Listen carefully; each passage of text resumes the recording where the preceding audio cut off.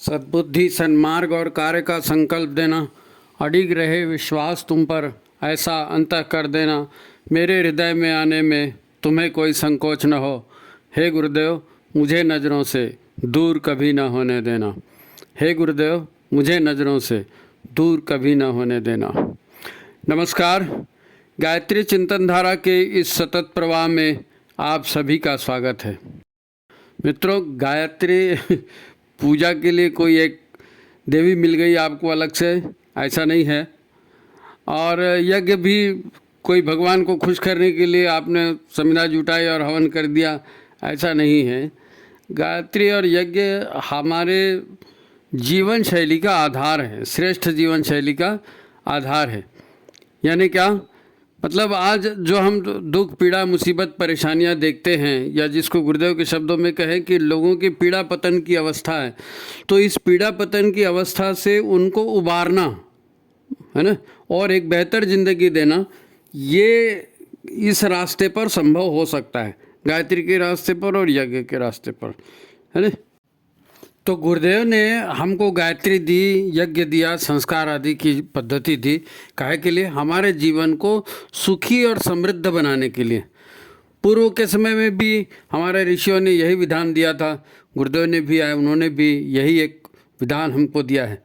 आज मुश्किल है, परेशानी ये है कि आज सामाजिक जीवन में जीते हुए हम ये अनुभव करते हैं कि लोग अकेले पड़ गए हैं। घर में रहते हैं, परिवार में रहते हैं, समाज में रहते हैं, लेकिन उनको ऐसा लगता है कि जैसे उनकी बात समझी नहीं जा रही है, उनकी बात सुनी नहीं जा रही है, या उनका साथ देने वाला कोई नहीं है, और इस एक अकेलेपन का एहसास उनके अंदर होता है। और ये अकेलेपन का एहसास उनकी जीवन की गति को कम कर देता है, या कभी कभी मिथ्या मार्ग में भी ले जाता है। तो ये अकेलेपन का अनुभव जो है बहुत खतरनाक है। ज़्यादा ही इसमें चला जाए, डिप्रेशन में चला जाता है आदमी, और उल्टे सीधे काम भी कर देता है, सुसाइडल टेंडेंसी भी आ जाती है। तो ये अकेलापन बहुत खतरनाक है, बहुत खतरनाक है ना। परिवार में सुखी जीवन जियो, समाज में सुखी सार्थक जीवन जियो। तो गुरुदेव ने इसका विधान हमको बताया है, आज अपन इसी पर चर्चा करने वाले हैं, है ना, कि ये अकेलापन जो है ये हमारे जीवन के लिए एक वरदान भी बन सकता है। ठीक है, आज इसके ऊपर अपन चर्चा करेंगे। अब आज की परिस्थिति में हम सुखी नहीं हैं, प्रसन्न नहीं हैं, या अकेलेपन का अनुभव कर रहे हैं, तो ये जो परिस्थितियां हैं हमारी, जिनकी वजह से ऐसा अनुभव हो रहा है, हमको इन परिस्थितियों को बदलना पड़ेगा, इन परिस्थितियों को बदलना पड़ेगा। अच्छा, दूसरा कोई ये कर भी नहीं सकता। एक प्रचलित मान्यता है कि हम दुखी हैं, परेशान हैं, तो क्या करें? तो कोई बताता है शनिवार का ऐसा व्रत करो, तो कोई बताता है सोमवार का ऐसा व्रत करो कि अमुक देवता की पूजा करो, या अमुक वस्तु का दान करो, फलाना ठिकाना। ये सब दूर की बातें हैं, दूर की बात है। गुरुदेव ने कहा है, मनस्थिति बदले तो परिस्थिति बदले, पर मन की स्थिति बदलेगी कैसे? भाई, हम भुगत रहे हैं, तो ये परिस्थितियाँ कैसी है हम अच्छे से जानते हैं, और हम तो अपनी तरफ से कोशिश कर ही रहे हैं ना, और ये हमारे से नहीं हो रहा है। भाई, व्यापारिक संबंधों की बात है, मित्रता की बात है, या पड़ोसियों से संबंधों की बात है, या रिश्तेदारों से संबंध की बात है, या पति पत्नी से संबंधों की बात है, उसका तो अनुभव सबको होगा ही, है ना। तो पति पत्नी के बीच में जब ऐसी बातें आ जाती हैं, और ऐसा लगता है कि पत्नी को कि भाई पति समझ नहीं पा रहे हैं, या पति को ऐसा लगता है पत्नी, तो अब पति पत्नी का अपन उदाहरण इसलिए ले रहे हैं कि ये जल्दी समझ में आएगा ये जल्दी समझ में आएगा।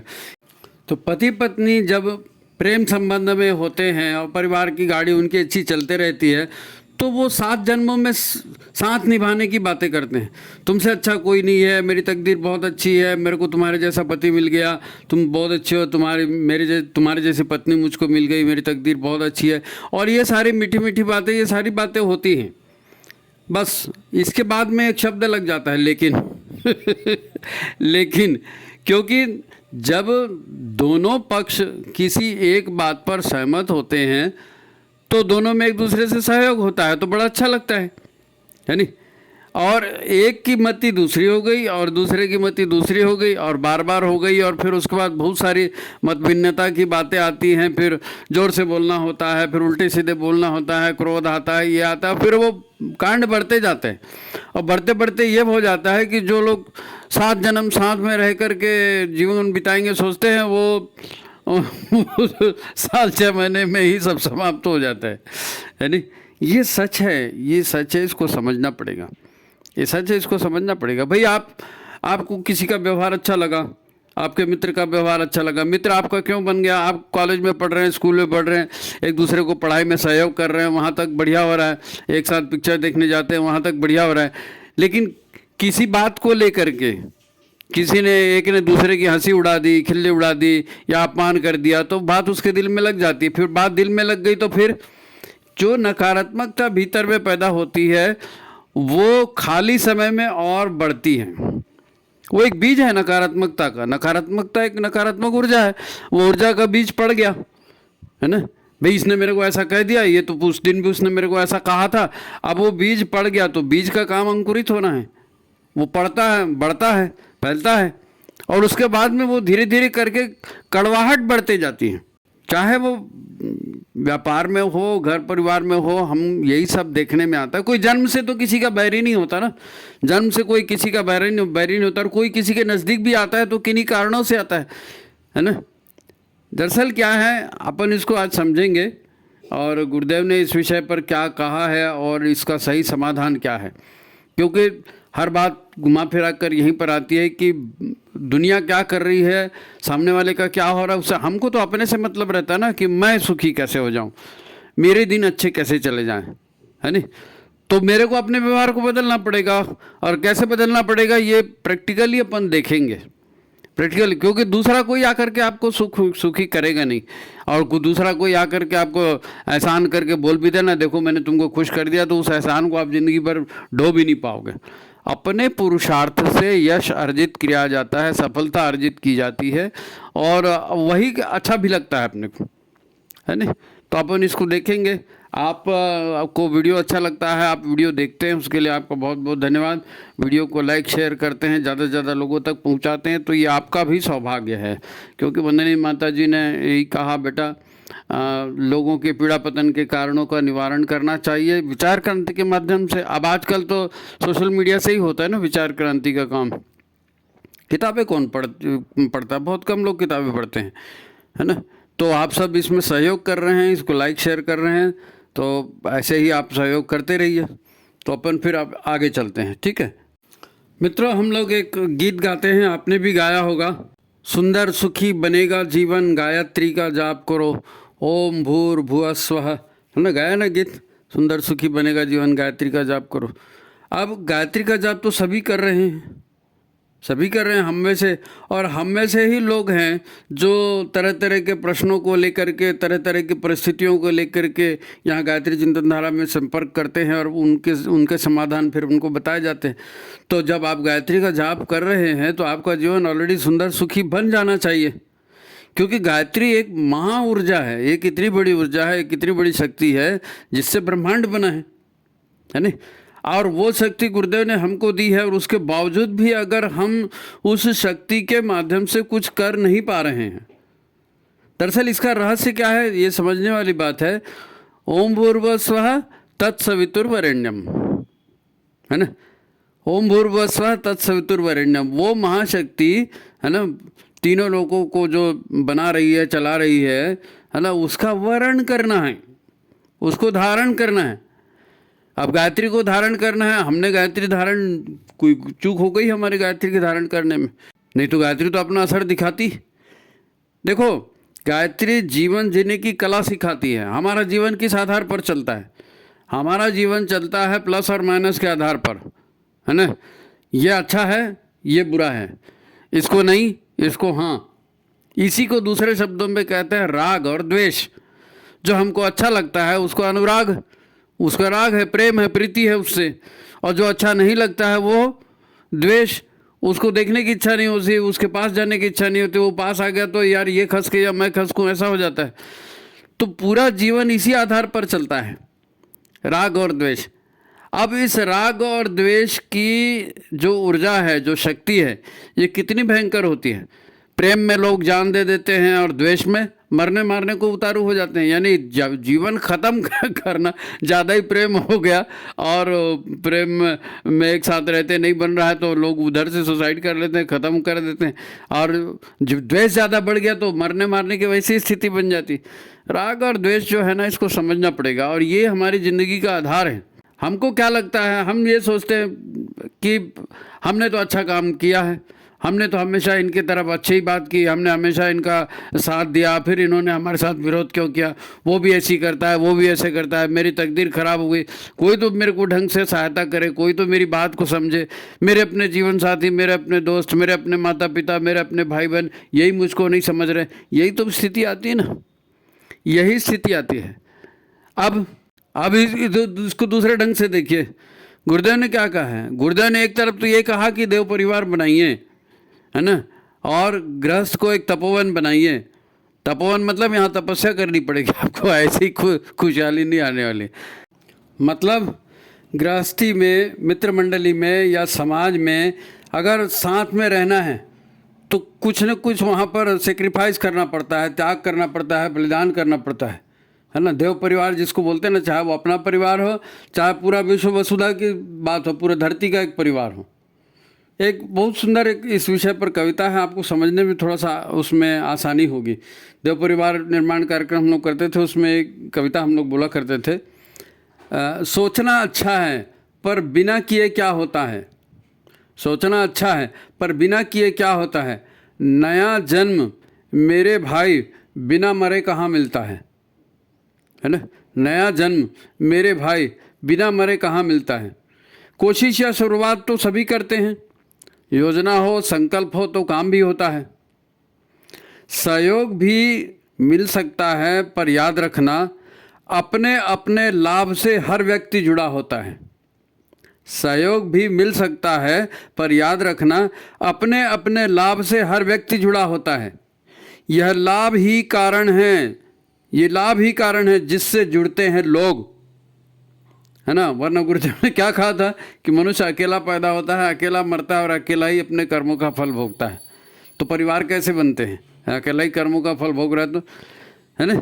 तो इसलिए इस लाइन को ध्यान से सुनिए, अपने अपने लाभ से हर व्यक्ति जुड़ा होता है, यह लाभ ही कारण है जिससे जुड़ते हैं लोग। आस हमेशा बनी रहे यह ध्यान रखना होता है। सोचना अच्छा है पर बिना किए क्या होता है, हैं? कोई आधार, कोई दीवार, कोई छत बने तो कहीं भी कभी भी घर बनता है। कोई आधार, कोई दीवार, कोई छत बने।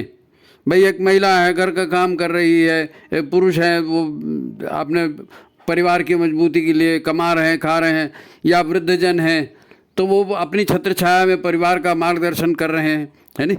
कोई आधार, कोई दीवार, कोई छत बने। परिवार में कोई बेकार नहीं होता, उनकी एक भूमिका होती है ना। तो कहीं भी कभी भी घर बनता है। बंधन कर्तव्य का मान लें, बंधन कर्तव्य का मान लें तो लोग कैसे भी हों, एक प्यार भरा परिवार वहाँ होता है। बस प्यार व कर्तव्य से बंधा रहता है परिवार, और कोई देवता बना इसे बनाए रखता है।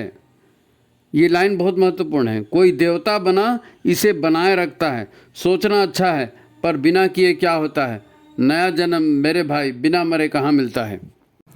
बड़ी है कविता, ले पूरी कविता नहीं सुनाते, ये दो कड़ियाँ इतनी आप सुन लो। वैसे तो गुरुदेव ने भी कहा है ना, मनुष्य देवता बने बने ये धरती स्वर्ग समान। तो देवत्व को धारण करना पड़ेगा। देवत्व का आधार है यज्ञ, जीवन देना, सहयोग करना, है नहीं। देवता बनेगा तो स्वर्ग मिलेगा। अभी देवता बन नहीं रहे, अभी सबको अपनी अपनी पड़ी है। स्वार्थ ही तो है ना, अपनी अपनी पड़ी है, इसीलिए कोई किसी की तरफ ध्यान नहीं देता, इसीलिए तो अकेलापन है। अकेलापन क्यों है, कोई किसी के ऊपर ध्यान नहीं देता, सबको अपनी अपनी पड़ी है। तो देवता बनने वाला काम अगर नहीं हो रहा है तो नहीं होगा ना, कैसे होगा। अच्छा, जितने भी लोग हैं ना अकेलेपन में जी रहे हैं, उनको ऐसे लगता है कि हम अकेले हैं, उन सब की कहानी एक ही है। कहानी क्या है, वो वर्तमान से परेशान हैं और वर्तमान को बदलना चाहते हैं। वो वर्तमान से परेशान है और वर्तमान को बदलना चाहते हैं, जबकि वर्तमान उन्होंने लाया नहीं है, वर्तमान आ गया है। अब सीधे साधे शब्दों में लोग उसको कहेंगे कि भैया ये तो अपने अपने कर्मों का फल है। अरे भाई कर्मों का फल है ठीक है, लेकिन उसमें अच्छी बात यह भी है ना कि हमने ऐसे कर्म किए थे तो ऐसा फल मिला है, तो हम दूसरे ढंग के कर्म करेंगे तो दूसरे ढंग का फल मिलेगा, है ना। होता क्या है, हम इस बात को हमेशा भूल जाते हैं कि आज मैं जिस अवस्था में हूँ, दुखी हूँ या अकेला हूँ या परेशान हूँ या जो भी हूँ, तो यह आज तो नहीं हुआ ना, ये आज नहीं हुआ भाई। फसल बोई जाती है ना। आपके मन में देखो, हम कर्म को जो है ना दो तरह से बांटते हैं। एक कर्म हम लोग ये सोचते हैं कि कर्म माने हमने कुछ किया, कुछ काम किया वही कर्म है, ऐसा नहीं है। हमने जो चिंतन किया वो भी एक कर्म है, हमने जो भावना की वो भी एक कर्म है, हमने जो विचार किए वो भी एक कर्म है। अब सभी विचार, सभी भावनाएं, सब कुछ को क्रिया रूप में थोड़ी बदल देते हैं हम, लेकिन क्रिया रूप में नहीं बदलते। फिर भी क्या हुआ, उस चिंतन की, उस भावना की ऊर्जा तो रहती है। अब वो ऊर्जा पड़ गई, भाई मैंने किसी से घृणा किया, मैंने किसी से द्वेष किया, मैंने किसी को गुस्सा किया, है ना। भले वो गुस्सा नहीं दिखाया, द्वेष नहीं दिखाया, कुछ नहीं किया, लेकिन दिखाया, अपने भीतर में अनुभव किया उसको, तो वो ऊर्जा के रूप में आया और वो ऊर्जा के रूप में आ गया, रह गया हमारे अंदर, बीज पड़ गया उस ऊर्जा का, उस ऊर्जा का बीज पड़ गया, है ना।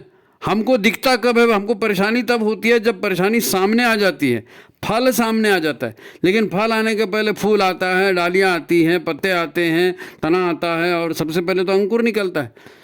तो जब हमने दुश्चिंतन किया या हमने बुरा सोचा या हमने किसी को धोखा दिया या हमारी वजह से किसी का नुकसान हुआ, तो ये जो नकारात्मकता है उसका बीज पड़ गया, हमको दिख नहीं रहा है। क्या हुआ, कुछ तो फर्क नहीं पड़ा, उसने भी कुछ नहीं कहा, वो तो चल दिया, हम भी चल दिए, ये ऐसा हो जाता है। लेकिन वो बीज पड़ गया, अब वो ऊर्जा का बीज है। अब कोई भी बीज तुरंत थोड़े अंकुरित होता है। आपने मिट्टी में एक बीज डाल दिया तो उसी समय अंकुरित हो जाएगा, उसी समय फल आ जाएगा, उसमें ऐसा नहीं होता है ना। बीज डाला है और हमको पता चले या ना चले, दिन बीत जाते हैं, महीने बीत जाते हैं, धीरे धीरे धीरे उसके बीज अंकुरित होता है, उसकी जड़ें फैलती हैं, फिर किसी दिन धीरे से अंकुर निकल जाता है और फिर वही अंकुर बड़ा भी हो जाता है, फिर उसमें फल फूल लगते हैं, तब हमको परेशानी होती है। तो हम वो परेशानी लगने के पहले वाले स्टेज, उसका क्या करें भाई। कहीं ना कहीं भगवान तो किसी को आकर के गड्ढे में नहीं डालता ना, भगवान ने किसी को आके गड्ढे में नहीं डाला। भगवान को क्या करना है, वो कोई किसी के पीछे, सबके पीछे ऐसा कॉपी पेन लेके घूमेगा थोड़ी। अच्छा उसने उसकी तरफ बुरी नज़र डाली, हाँ ये पाप, 150 ग्राम पाप हो गया, उसने ऐसा उसके बारे में सोचा, हाँ इतना 150 ग्राम पाप, तो इसको कुल मिला के इतना पाप, ऐसा भगवान तो नहीं जोड़ता ना। वो बीज है, वो पढ़ते जा रहे हैं और आज निकल कल नहीं परसों अंकुरित होंगे। अब अंकुरित होने के बाद की परेशानी है जो सबको हो रही है, एकाकीपन जो हो रहा है ना, ये अंकुरित होने के बाद की परेशानी है।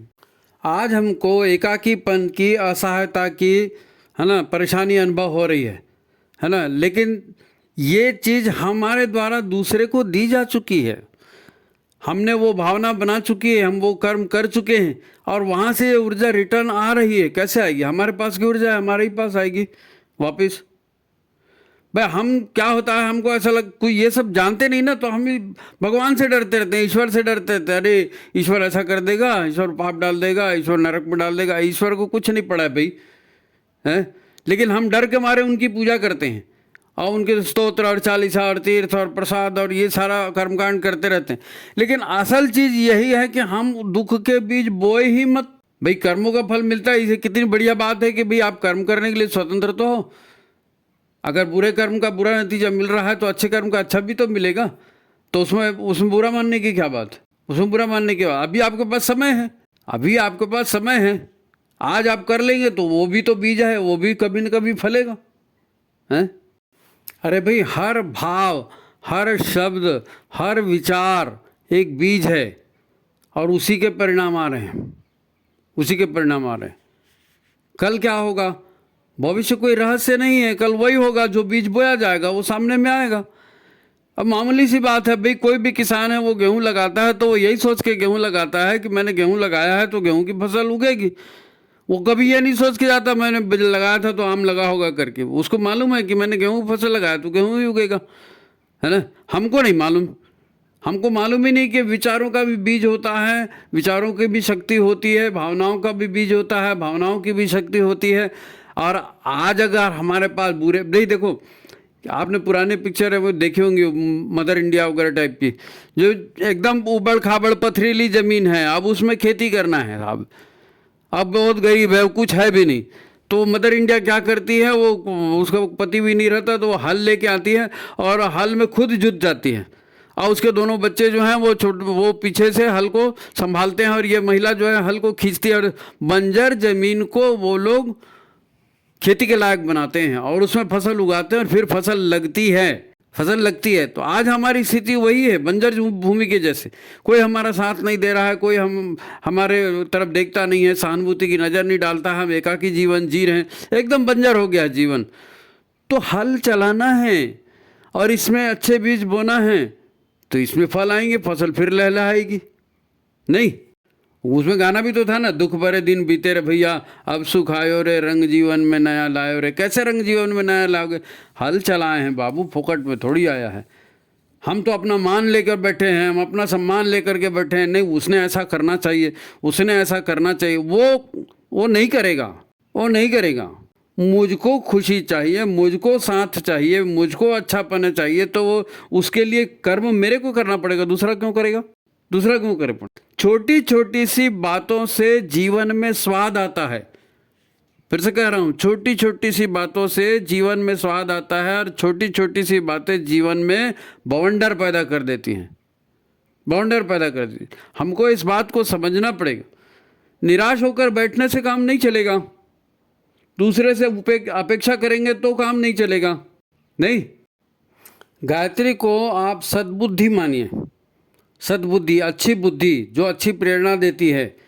हम गायत्री के उपासक हैं, तो मतलब क्या हुआ? मतलब ये हुआ कि हम हमेशा सद्बुद्धि से काम करते हैं, सदचिंतन करते हैं। सद्बुद्धि और सदचिंतन से ही तो बात आगे बनेगी, नहीं तो हमको अपनी गलती समझ में नहीं आएगी। हम क्या बोल रहे हैं, हम क्या सोच रहे हैं, हम क्या कर रहे हैं। आज की स्थिति बुरी है, नो डाउट जी, लेकिन भविष्य बुरा मत बने, इसके लिए आज वाचफुल तो रहना पड़ेगा ना। सद्बुद्धि आएगी, सत्प्रेरणा आएगी भीतर से, तब ना हम सही गलत का निर्णय कर सकेंगे। ये गायत्री का प्रैक्टिकल रूप है, सजग रहना, जागृत रहना, वर्तमान में जीना। वर्तमान में मैं क्या सोच रहा हूँ, वर्तमान में मैं क्या कर रहा हूँ। पिछले को तो आप कुछ नहीं कर सकते, जो झाड़ लग गया, जो झाड़ लग गया, जो फल लग गया वो फल लग गया, है ना। लेकिन ये समय भी तो जाएगा, जैसे पिछला समय गया और नया भी आएगा, तो नया आने वाला तो अच्छा हो जाए। नहीं, एकाकीपन तो उसी में खत्म होगा। आज हम चिंतन करेंगे, आज कुछ काम करने से भी उसका एक सहयोग होता है ना। काम करते रहिए, समय पास हो जाएगा, आपको पता भी नहीं चलेगा। नहीं, काम करते समय कहाँ जाता है पता चलता है क्या? आप मन लगा के काम करिए, घंटों बीत जाएंगे, आपको पता चलेगा अच्छा 2 घंटे हो गए, ओ मैं तो सोच रहा था ये। तो ये आधार है उसका, जागृत रहना, अच्छाई बुराई, अपनी अच्छाई अपनी बुराई को आवाज करना, और अपने आप को सन्मार्ग पर लेकर के जाना, यही तो उसका समाधान है। और क्या होगा भाई? जीवन में गायत्री आएगी, सद्बुद्धि आएगी, है ना। और बिना राग द्वेष के आप सत्कर्म करेंगे, बिना राग द्वेष के सत्कर्म करेंगे, तो उसका लाभ दूसरों को भी मिलेगा। आप गायत्री से जो गायत्री के आधार पर जो कर्म कर रहे हैं वही यज्ञ कर्म है ना। सद्बुद्धि के आधार पर सत्कर्म कर रहे हैं वही यज्ञ। उसका प्रसाद लेने के लिए खुद ब खुद लोग आएंगे और आपका अकेलापन दूर होगा। उसका यज्ञ आपके जीवन का यज्ञ है ना, लोकहित में काम हो रहा है, तो उसका प्रसाद लोग आएंगे ना लेने के लिए। लोगों को तो चाहिए, लोग यही देखते रहते हैं कौन बांट रहा है, जो बांटता है उसके पास जाते हैं। मामूली से मामूली पशु भी रहेगा ना, कुत्ता भी रहेगा और गाय भी रहेगी और कोई भी रहेगा, उसको आप रोटी देने जाएंगे वो आपके पास आएगा, पूछ हिलाएगा, बराबर आएगा। उसको कोई इंग्लिश में निमंत्रण देना नहीं पड़ता, कमान कमान फलाना ठिकाना नहीं होता है ना। फूल आता है, फूल में खुशबू आती है, वो सब भंवरे वरे तितली वितली सब ऑटोमेटिक आते हैं। आप खुद उसको फूल को, हाँ कितना अच्छा है, कितनी बढ़िया खुशबू है, आप खुद उसको इज्जत देते हो, सम्मान देते हो। अच्छाई को सम्मान मिलता है, वो अच्छाई दिखनी चाहिए और वो अच्छाई लोगों को अनुभव होनी चाहिए। देने से ही तो बनता है, सारी दुनिया जो है ना देने के आधार पर ही चलती है। कोई किसी को देता नहीं है तो अकेला बना रहता है, निष्ठुर, है ना। कंजूस होता है वो, कोई पैसा खर्चा करता नहीं, सब इकट्ठा कर के रखता है, मर जाता है तो लाखों करोड़ों छोड़ के जाता है, और कोई उसको याद भी नहीं करता है, क्योंकि उसने कोई किसी दूसरे के लिए कुछ अच्छा किया ही नहीं, कुछ अच्छा किया ही नहीं। आज आप जहाँ हैं ना, यहाँ खुद ब खुद चलकर आए हैं, हमने कर्म किए बीज बने, कर्म किए बीज बने, उसके अंकुर निकले, उसके फल मिले। हमारा ही तो कर्म है जी, और क्या है, हमारा ही कर्म है। अब हम अकेले पड़ गए तो अकेले पड़ गए तो दूसरा कोई उसके लिए दोषी है क्या? उसके लिए दूसरा कोई दोषी नहीं। प्रश्न ये नहीं है कि हम कितने महान हैं या हम कितने सत्यवादी हैं, है ना, या हम कितने बड़े रसूखदार हैं। सवाल ये है कि आज हम सोच क्या रहे हैं, आज हमारे मन में भावना क्या उठ रही है। यही हमें इस एकाकीपन से दूर कर सकती है या एकाकीपन के गर्त में ढकेल सकती है। देखो सीधी सीधी बात है, हर व्यक्ति दोहरा जीवन जीता है। एक जीवन वो होता है जो लोगों को दिखाने के लिए है, जिसमें सब अच्छा ही अच्छा है। मैं कितना अच्छा, मेरी पढ़ाई कितनी अच्छी, मैं कितना दानवीर हूँ, मैं कितनी उपासना करता हूँ, मैं कितना ये हूँ, मैं वो। ये जब अच्छाई जो चीज़ हम लोगों को बताते हैं, और लोगों को बताते बताते हम आत्मसम्मोहित हो जाते हैं कि मैं तो अच्छा हूँ, मैंने तो अच्छा ही किया है, मैं तो कभी बुरा करती ही नहीं। अब लोगों को बताने के लिए बताते बताते खुद को भी आदत हो जाती है इसी के ना, और सोचते समय हम वही सोचते हैं जो नहीं सोचना चाहिए, हैं? तो फिर वो जो दूसरा जीवन है जिसको हम हमेशा छिपा करके रखते हैं, उसमें हमने जो सोचा था, उसमें हमने जो भाव बनाए थे, वो भी तो बीज रूप में हैं, वो हमको पता नहीं चलते। और जब वो सामने आ जाते तो हम पूछते, हे भगवान मैंने ऐसा कौन सा पाप किया था, मेरे साथ ऐसा हो गया।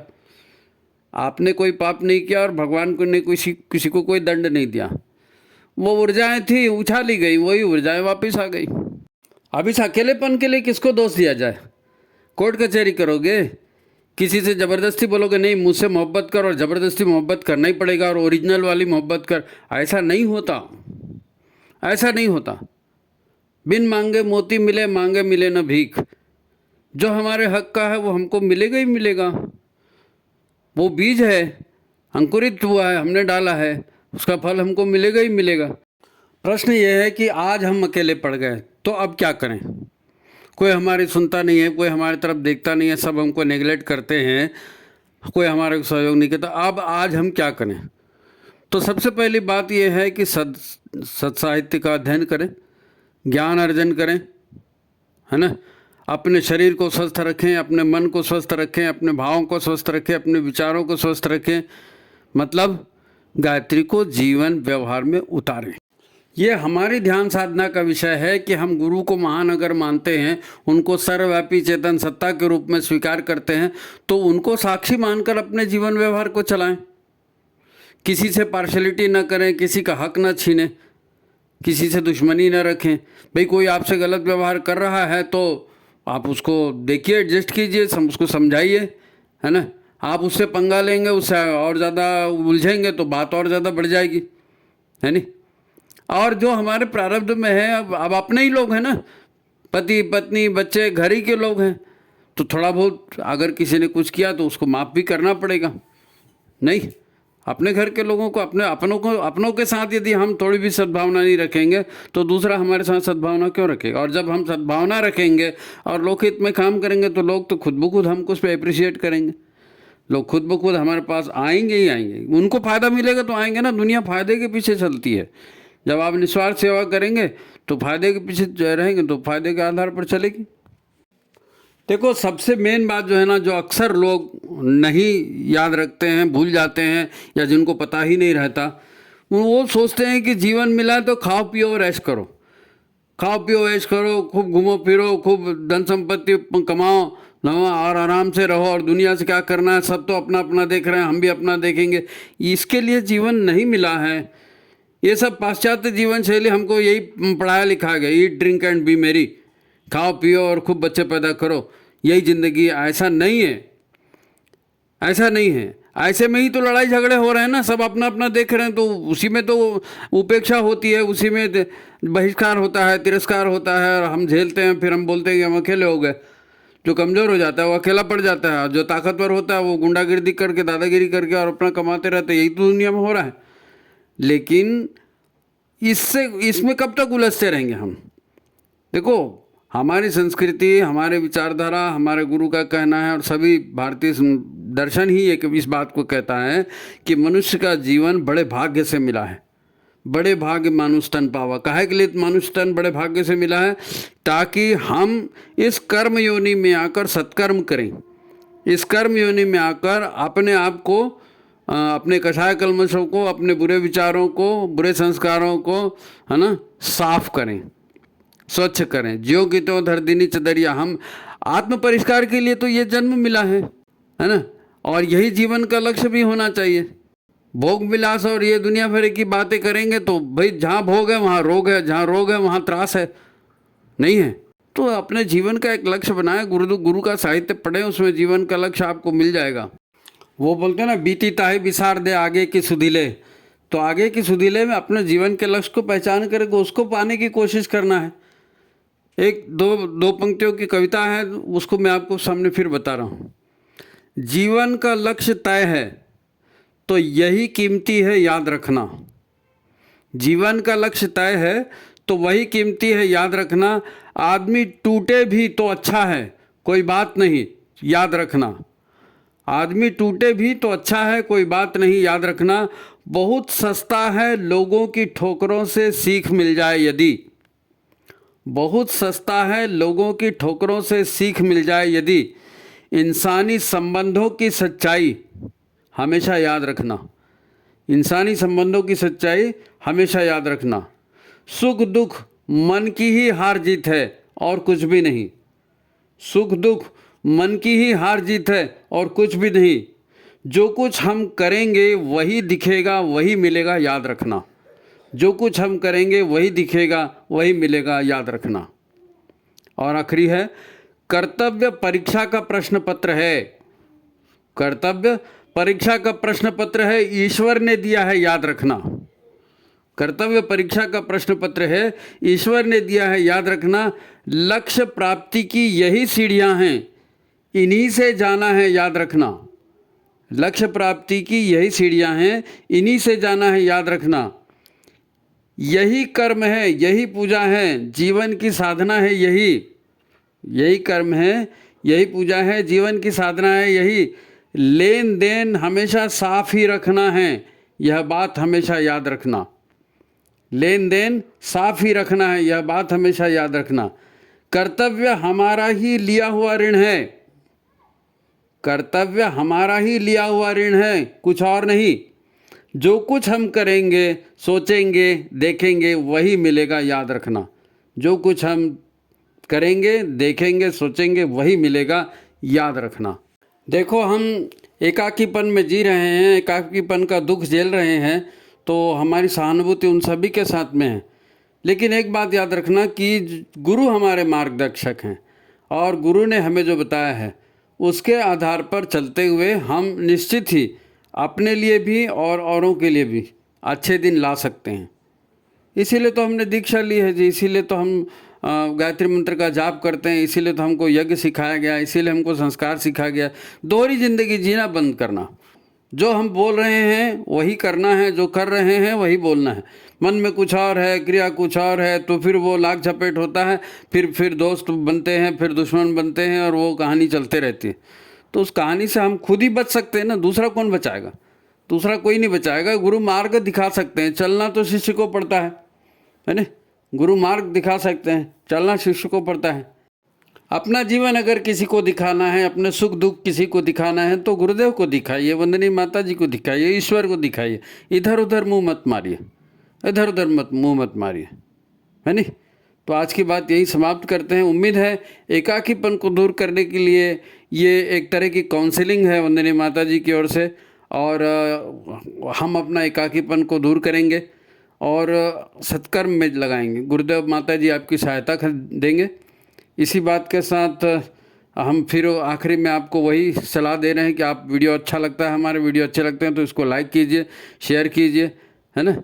व्यवहारिक जीवन साधना की बातें ज़्यादा से ज़्यादा लोगों तक पहुंचाइए। तो आज की बात यहीं समाप्त करते हैं। सभी को प्रणाम, नमस्कार।